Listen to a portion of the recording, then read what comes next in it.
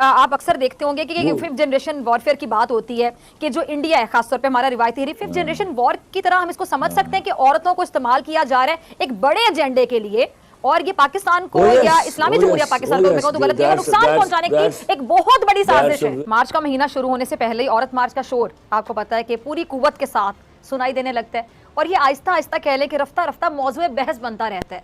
یعنی ہر کوئی عورت مارچ کے حوالے سے بات کر رہا ہوتا ہے۔ اب میرے خیال سے کسی بھی تحریک یا مارچ یا اجتماع وغیرہ کی حمایت یا مخالفت کے لیے لازم ہے کہ سب سے پہلے اس کے منشور اور سرگرمیوں کا جائزہ لیا جائے، اور پھر اس کے بعد شمولیت اور عدم شمولیت یا پھر عدم شمولیت کا فیصلہ کیا جائے۔ اچھا، کیا میں پاکستان سے لے کر آج تک کی ترقی اور خوشحالی میں ایک عورت کا کردار میرے خیال سے بہت اہمیت کا حامل رہا ہے، آپ لوگ اگری کریں گے۔ کوئی معاشرہ پرفیکٹ نہیں ہوتا، لیکن ہر معاشرے میں آپ کہہ لیں کہ چھوٹے موٹے مسائل تو ہوتے ہی ہیں، اور ہمارے معاشرے میں بھی کچھ مسائل ہیں، کچھ بہت زیادہ ہیں، اس میں کوئی دو رائے نہیں ہے۔ اگر میں خواتین کی بنیادی مسائل کی بات کروں تو تعلیم،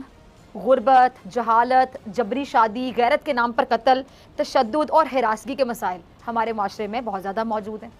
جن کو حل کرنا بہت ضروری ہے، اور یہ حکومت کی ذمہ داری ہے کہ حل کیا جائے، فی الفور حل کیا جائے۔ اب ہمارے مذہب نے اگر میں کہوں کہ عورتوں کے حقوق کو بہت تحفظ دی ہے تو آپ سب اگری کریں گے، لیکن کیا اس پر امپلیمنٹیشن کیا جاتا ہے؟ معاشرے کی جو غریب یا متوسط طبقہ ہے، ان کی عورتوں کی اکثریت کو جن مسائل کا سامنا ہے، کیا وہ حل ہو چکے ہیں، یا بہت غور طلب بات ہے کہ ان کو حل ہونا ضروری ہے؟ علی صاحب، یہ جو عورت مارچ ہو رہا ہے، ہر مارچ میں ہوتا ہے، اس میں ایک آزادی کا لفظ بولا جاتا ہے، کہا جاتا ہے، مین مطالبہ اگر میں کہوں کہ جی خواتین کو آزادی دی جائے۔ آزادی کا مطلب کیا ہے، مراد کیا ہے؟ یہ جو پلیک کارڈز اٹھائے ہوتے ہیں ان پہ جو آزادی ہوتی ہے وہ آزادی دوسری آزادی سے مختلف کیسے؟ کیونکہ ہمارے معاشرے میں آپ دیکھ رہے ہیں کہ خواتین کہاں پہ آپ کو نظر نہیں آتی، کوئی بھی شعبہ دیکھ لیں، خواتین اپنے جو صلاحیتیں اس کا لوہا منواتی ہوئی نظر آ رہی ہیں، ملک کا نام روشن کر رہی ہیں۔ پھر جو عورت مارچ میں جو عورتیں جاتی ہیں، وہ جو آزادی مانگتی ہیں، ذرا سمجھانے کی کوشش کیجیے کہ وہ آزادی اس آزادی سے کس حد تک مختلف ہے، کیونکہ مجھے لگتا ہے کہ آزادی تو ہے خواتین کو پاکستان میں، کیا نہیں کر رہی خواتین؟ فلاسفیکلی بے شرمی اور بے حیائی کے پاس کوئی دلیل نہیں ہوتی۔ میں یہ لاسٹ ٹائم بھی جب یہ فتنہ کھڑا ہوا تو میں نے عرض کیا کہ جو منشور یہ اٹھائے پھرتی ہیں وہ ایک ناکارہ چیز ہے، وہ منشور سب مانتے ہیں، مسئلہ منشور کا ہے ہی نہیں ہے، مسئلہ ان گھٹیا بے حیا ناروں کا تھا جو آگ لگانے کے لیے وجود میں آئے ہیں۔ میں نے کئی پروگراموں میں جب میری فیمنسٹ سے ملاقاتیں ہوتی تھیں تو میں ان سے کہا کرتا تھا کہ آپ یہ نعرے بدل لیجئے، you are losing a good vote of yours. اب اس بات کو سمجھیے کہ یہ جو اتنی بڑی ضلالت ہے اس ملک میں کیوں انفیوز کی جا رہی ہے، میں اس کے بارے میں پولیٹیکل ریزن پہلے بھی بتا چکا کہ your country is the only Islamic country on earth, اور آپ یاد رکھیے گا جتنے بھی طاقتور اسلامک ملک ہیں، آپ اگر پچھلی دہائیوں میں مڑ کر دیکھیں تو ان کے ساتھ ان کا جو حشر ہوا، آج وہ اپنے پیروں پر کھڑے ہونے کے برابر نہیں ہے۔ ہو کیا رہا ہے کہ ایسی بدنصیب اور بدقسمت عورتیں جو 4 انگریزی کی کتابیں پڑھائی ہیں وہاں سے، اور پتہ نہیں کیسے they have been hired, but ہمارے ہاں بدقسمتی ہے، مسلمانوں میں غدار پیدا کرنے کی اتنی کیپیسٹی ہے کہ ہم ہر دوسرے قدم پر ایک غدار دیکھتے ہیں، اور ایسے ایک ملک میں جس کا نام اسلامی جمہوریہ پاکستان ہے اور وہ چلا رہا ہے ڈیموکریسی، گھٹیا ڈیموکریسی، جس کا حشر آپ نے 2 دن پہلے دیکھا اس ملک میں، اور اس کے ساتھ اس کو سپورٹ کر رہی ہے کیپٹلسٹک اکانومی۔ یہ باتیں اتنی جڑوائیں اور سمجھنے کے لیے ضروری ہیں کہ خدا کے واسطے اگر ابھی بھی اسے صرف نظر کیا گیا تو ہم تباہی کے دہانے پر جا کر کھڑے ہو گئے ہیں۔ اور میں آج بولتا ہوں اٹ از ہائی ٹائم نو، میں مردوں سے ریکویسٹ کرتا ہوں کہ کوئی آدمی ان کے خلاف کوئی ریلی لے کے نہ نکلے، کوئی ایک دوسرا مارچ نہ نکالے، لیکن میری آج درخواست ہے اپنی نیک نام با وفا اور با کردار عورتوں سے، یہ جوتا آپ کے منہ پر مارا جا رہا ہے، پلٹ کر جوتا ماریے ان کے منہ پر۔ یہ جو مٹھی بھر 35-36 نام نہاد ویمن رائٹس کی کے بارے میں بات کرنے والی عورتیں ہیں، ان کو اب مزہ چکھانے کی ضرورت ہے۔ دعا اور کوشش کیجئے کہ اس طرح کی گندگی جو ہے اگلے سال کے 8 مارچ تک محیط نہ ہو جائے۔ اچھا، میں خود ایک خاتون ہوں، میں اس عورت مارچ کے خلاف ہوں، کیونکہ اس طرح کے پلیک کارڈز اٹھائے ہوتے ہیں، ایسی چیزیں لکھی ہوتی ہیں کہ میرے خیال سے میں وہ الفاظ نہیں بول سکتی، آپ نہیں سن سکتے، بہت سی چیزیں ہم دہرا ہی نہیں سکتے، وہ پلیک کارڈز پہ جو لکھی ہوتی ہیں تو یہ کس قسم کی عورتیں ہیں, یہ کون سی عورتیں ہیں جو ایسے پلیک کارڈز اٹھا کے کھڑی ہوتی ہیں, کیمرہ آن ہوتا ہے کیمرے کے سامنے, اور آپ کو یاد ہے نا کہ وہ گیز اور لیسبینز کے حقوق کی بھی بات کر رہی تھیں, مطلب کوئی کانسیپٹ ہے ہمارے مذہب میں گیز یا لیسبینز کے حقوق کا؟ یہ ریاست کی ذمہ داری تھی کہ یہ بکھری ہوئی بدمست عورتیں جب اس طرح کے گندے اور گھٹیا اور غلیظ اور بے حیا نعرے لے کر نکلتی ہیں تو ان کا پتہ چلایا جائے, ان کے باپوں سے رابطہ کیا جائے, ان کے بھائیوں سے رابطہ کیا جائے, ان کے ڈیٹا تو کلیکٹ کیجئے. یہ میرے ہاں کی بچیوں کو بھٹکا رہی ہیں, یہ کون ہیں,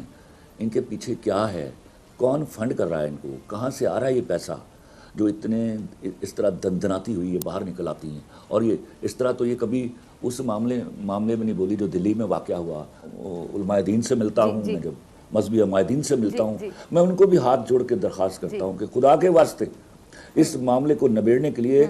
ان کے ساتھ دست و گریباں مت ہوئیے گا. انٹرنیشنل میڈیا اس طاق میں بیٹھا ہوا ہے کہ کب آپ ان پر حملہ کریں اور وہ چیخے آپ کے خلاف. یہ ہماری جو عورت ہے نا, جس کے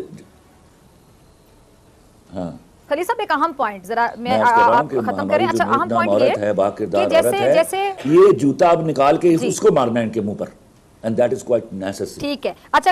اچھا خلیل صاحب, جیسے آپ اکثر دیکھتے ہوں گے کہ ففتھ جنریشن وارفیئر کی بات ہوتی ہے کہ جو انڈیا ہے خاص طور پہ ہمارا روایتی ففتھ جنریشن وار یہ ہے کہ جی آپ کو تلواروں کی بندوقوں کی ضرورت نہیں ہے, جس طرح میڈیا پہ آپ وار کر رہے ہیں, آپ میڈیا کے تھرو کسی کو بھی ٹارگٹ کر رہے ہیں, جیسے انڈین میڈیا ہے کیا کرتا ہے آپ کے سامنے ہے, حقائق چھپاتا ہے, پتہ نہیں کیا چہرہ دکھاتا ہے بھارت کا, اصل چہرہ چھپاتا ہے, کشمیر کے حوالے سے غلط رپورٹنگ کرتا ہے. اسی طرح یہ ففتھ جنریشن وار کی طرح ہم اس کو سمجھ سکتے ہیں کہ عورتوں کو استعمال کیا جا رہا ہے ایک بڑے ایجنڈے کے لیے, اور یہ پاکستان کو یا اسلامی جمہوریہ پاکستان کو میں کہوں تو غلط ہے, نقصان پہنچانے کی ایک بہت بڑی سازش ہے. That's a very fatal tool which is being used in fifth generation war. اور چونکہ عمومی طور پر اس کے دیے ہوئے زخم جو ہیں وہ فوری دکھائی نہیں دیتے, جس طرح ابھی ہمارے لوگوں کو پتہ چلا, اور وہ اب اس عقیدت سے بار بار میری طرف دیکھتے ہیں, اور میں ایکچولی ان کی طرف دیکھ رہا ہوں کہ this is high time now کہ ان کو we should come back with them right now, instead کہ یہ بیماری زیادہ پھیلے اور ہمارے سوشل سیٹ اپ کو ڈسٹرب کرے. یاد رکھیے اس بات کو بڑی باریک بینی سے سمجھنا ہوگا, مردوں میں شادی کا رجحان کم ہو رہا ہے. جب 2 نمبر عورتیں اس تیزی سے اویلیبل ہونے لگیں گی, آپ یاد رکھیے گا شادیوں کا رجحان کم ہوگا, مرد جلدی شادی نہیں کریں گے, because when this number of women are available readily to them, اور ہر ٹائپ کی, تو پھر انہیں جانے کی کیا ضرورت ہے. اور ان لڑکیوں کو, ان بچیوں کو سمجھنا ہوگا یہ اپنے پیروں پر کلہاڑی مار رہی ہیں. man will not trust them at all. بیوی کا ایک کانسیپٹ ہے جو مرد کے ہاں موجود ہے اور موجود رہے گا. وہ آپ کے اس my past is my past and your past is your past کے اوپر آپ سے شادیاں نہیں کرنے والے, وہ آپ کے ساتھ دوستیاں کر لیں گے. دوستیوں کا آپ سمجھتی, آپ نے گھڑی ہے, یہ ایجاد کی ہے, یہ ٹرم یہ مردوں نے ایجاد کی اپنی سہولت کے لیے. کہیں میں نے لکھا تھا کہ مرد کی سہولت کا نام ہے طوائف. خدا کے واسطے اس لائن کو غور سے سمجھیے میں کیا کہہ رہا ہوں. ان کے لیے, مردوں کے لیے سہولت مت بنیے, وہ تیار ہیں جتنی مرضی سپلائی بڑھا دیجیے, وہ گھات پر بیٹھے ہوئے چور ہیں, یعنی ہم کہہ سکتے ہیں. تو آپ وہ ایزی پرے مت بنیے ان کے ہاتھ میں. ٹھیک ہے, آپ کی یہ پوری جو گفتگو آپ بہت اہم بات کر رہے ہیں, بہت ہی گہری بات کر رہے ہیں. آئی وش کہ لوگوں کو سمجھ آئے, لوگ سمجھیں جو آپ سمجھانا چاہ رہے ہیں. آپ نے کیا جملہ بولا کہ مرد کی سہولت کا نام ہے طوائف, یہ بڑا گہرا جملہ ہے. اگر اس کے مطلب ڈیپتھ میں کو جا کے سمجھنا چاہے, یعنی میں آپ کے اس جملے سے کنکلوڈ کر سکتی ہوں کہ یہ جو عورتیں ہیں جو سہولت بن رہی ہیں, یعنی وہ جہنم میں عزت نہیں کرتی, ان کی اپنی نظر میں ان کی اپنی عزت نہیں ہے. او یس, یہ اپنے ہاتھوں اپنے ناخن سے, تو پھر باقیوں سے عزت کا مطالبہ کیسے کر سکتی ہیں؟ اور نوچنے کے بعد یہ اپنی عزت نہیں کرے گا تو دوسرے سے مطالبہ کیوں کرے؟ حیا اور وفا کے علاوہ عورت کے پاس کوئی خوبصورتی نہیں ہے. شکل بہت ڈاؤن دی لیڈر آتی ہے, یاد رکھیے.